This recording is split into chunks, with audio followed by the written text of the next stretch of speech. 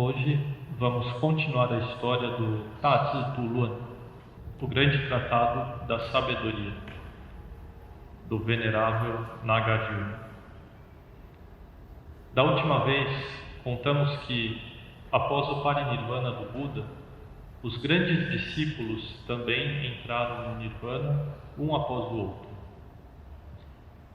Os Devas então suplicaram ao venerável Mahakāshyapa a compilar os ensinamentos e transmitir o Dharma. Portanto, ele liderou 1000 grandes arahants para reunir os 3 pitakas. Inicialmente, foi decidido convidar o venerável Gavampati para compilar o Vinaya Pitaka.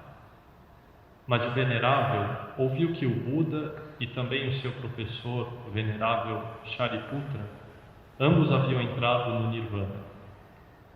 Então ele não quis descer ao mundo e foi diretamente ao Nirvana. Primeiro concílio do Dharma. Naquele momento, o Sangha voltou às suas deliberações e então surgiu uma pergunta. Gavampati já optou por entrar no Nirvana.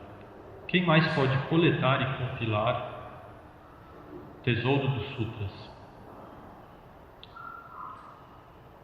O venerável Aniruddha disse: entre os discípulos do Buda, este venerável Ananda assistia constantemente e estava perto do Buda. Ele ouviu os sutras e pode retê-los na memória. O Buda sempre elogiava dizendo: este Ananda é capaz de coletar e compilar o Sutra Pitaka. Então o venerável Mahakāshyapa esfregou o topo da cabeça de Ananda, dizendo: o Buda legou essa responsabilidade a você, ordenando-lhe que você mantivesse o Tripitaka. Você deve retribuir a bondade do Buda.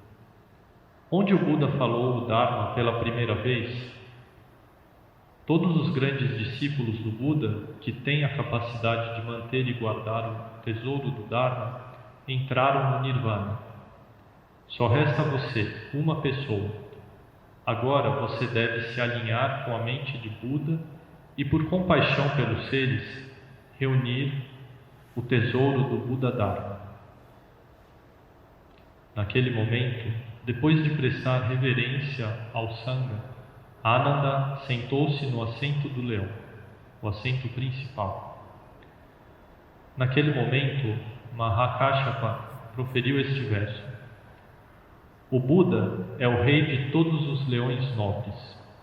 Este Ananda é um filho do Buda. Ele agora está sentado no trono do leão, examinando esta assembleia agora sem o Buda. Assim, esta congregação dos grandemente virtuosos, na ausência do Buda, perdeu seu espírito incrível.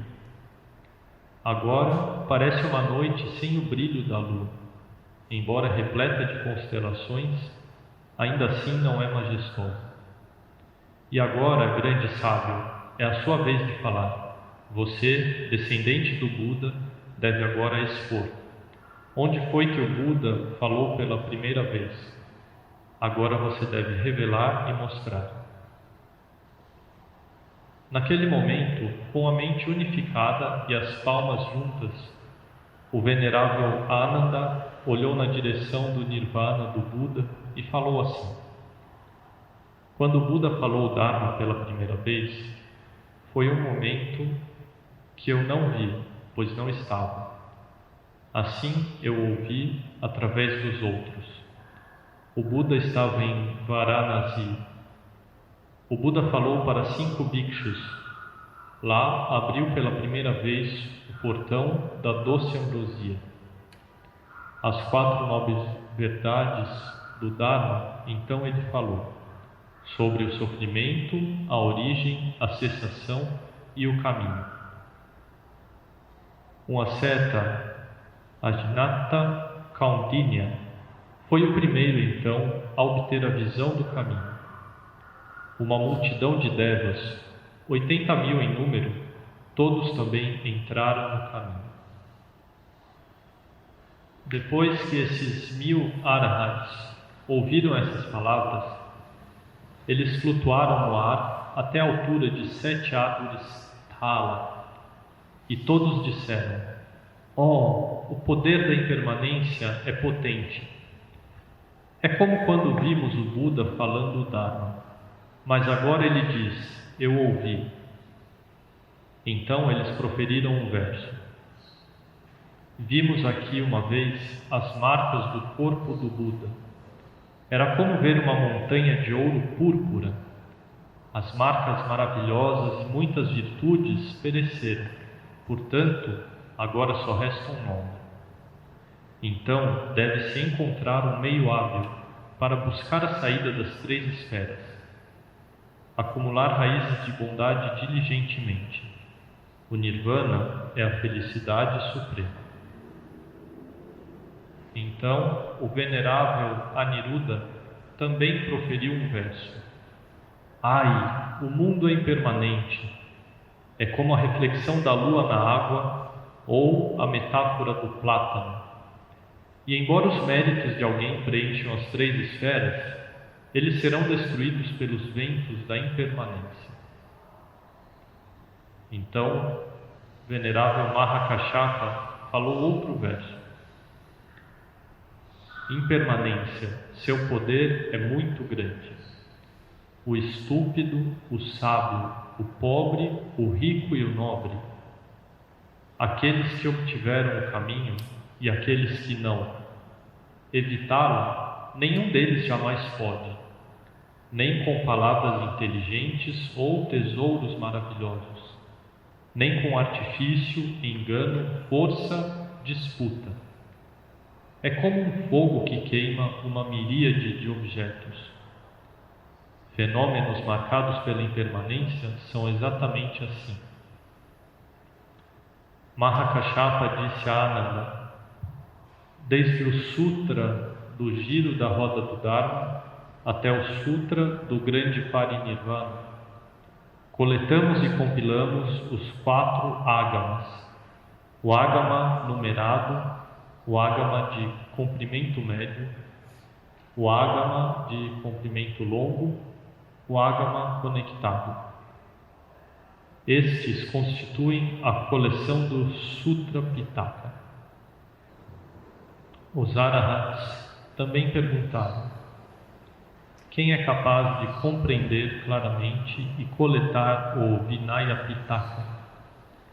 Todos concordaram.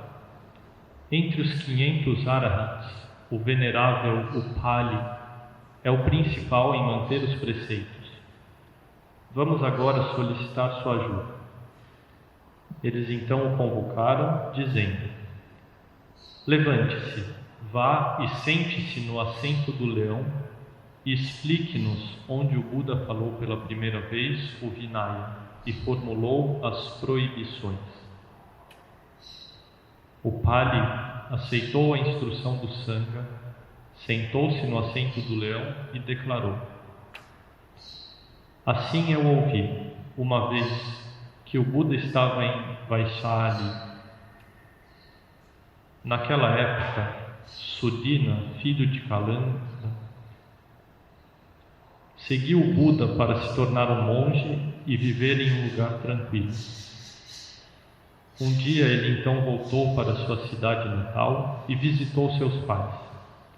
Depois, entretanto, ele manteve relações sexuais com sua esposa para que seus pais tivessem herdeiros. Ou seja, ele cometeu a transgressão de praticar o ato sexual. Ele quebrou o maior dos preceitos dos monges.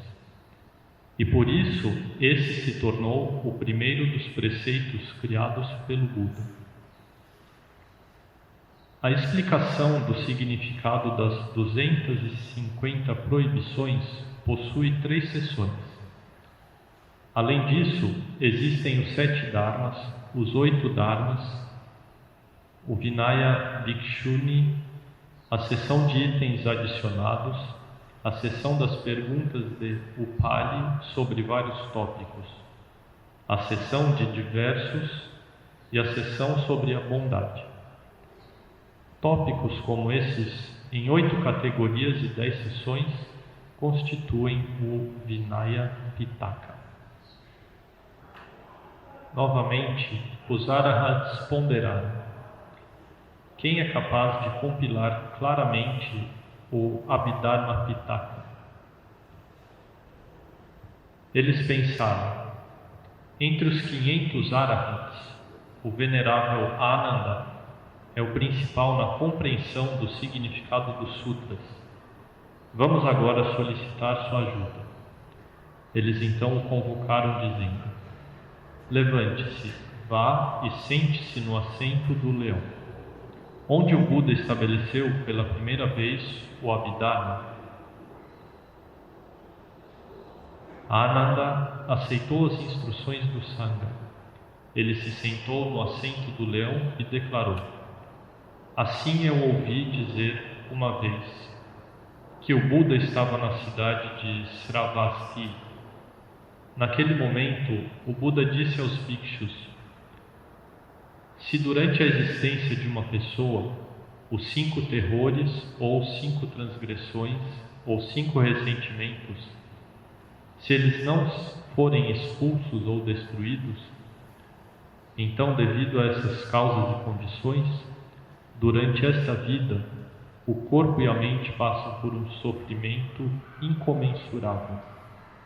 Além disso, no próximo renascimento, a pessoa cai em destinos malvados. Se ao longo de sua existência não tivermos esses 5 terrores, ou 5 transgressões e 5 ressentimentos, devido a essas causas e condições, durante a vida presente, no corpo e na mente passamos por todos os tipos de felicidade. No próximo renascimento, a pessoa nasce em lugares celestiais de felicidade.